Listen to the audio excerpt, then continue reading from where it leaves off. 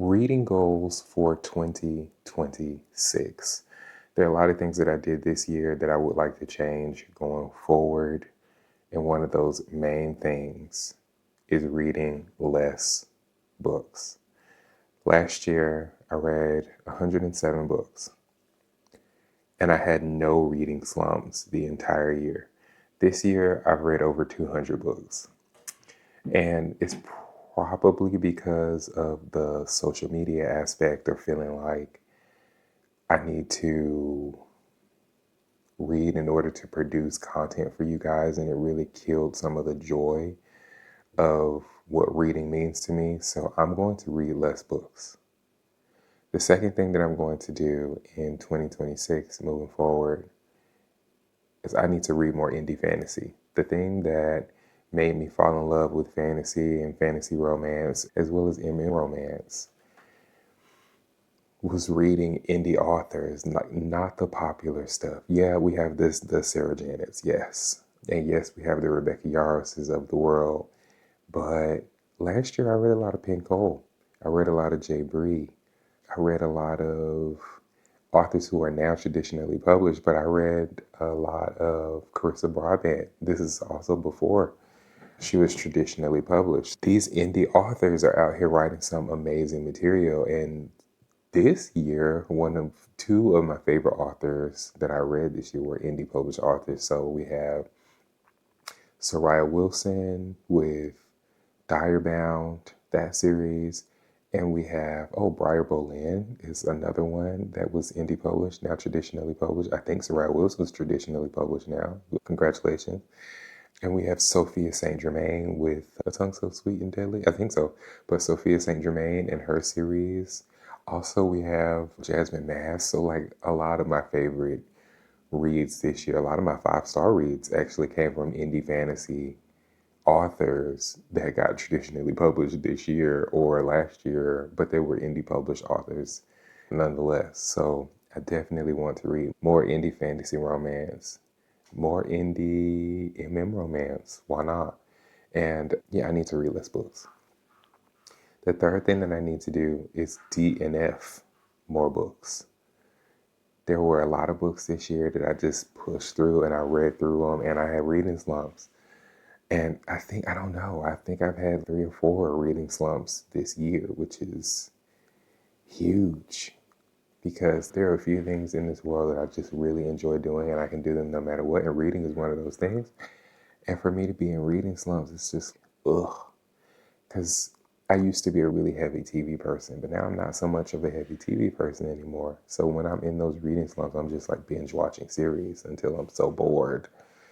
And then I try to get back into a book, and hopefully, there's an author that I really want to see, or I really want to read some material from an author in those circumstances. But yeah, I need to DNF more books. I should have DNF Warbreaker at the very beginning of the year to set the tone, but I didn't even do that.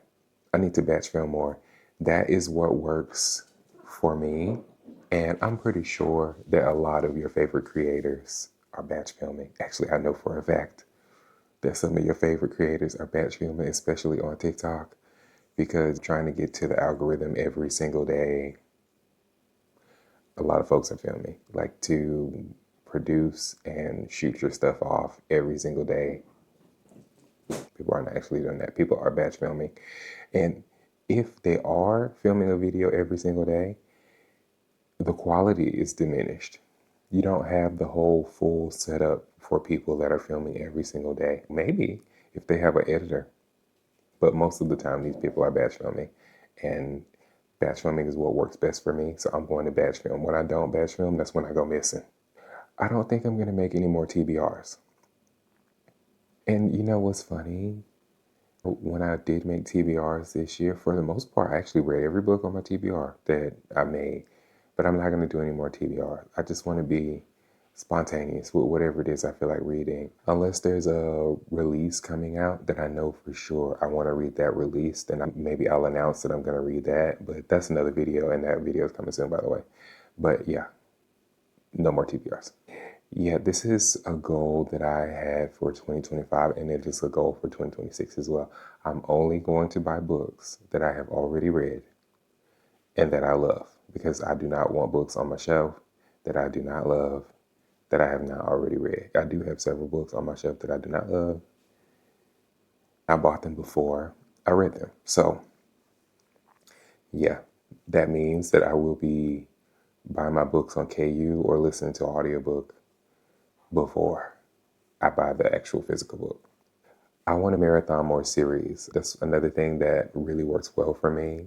Marathoning series.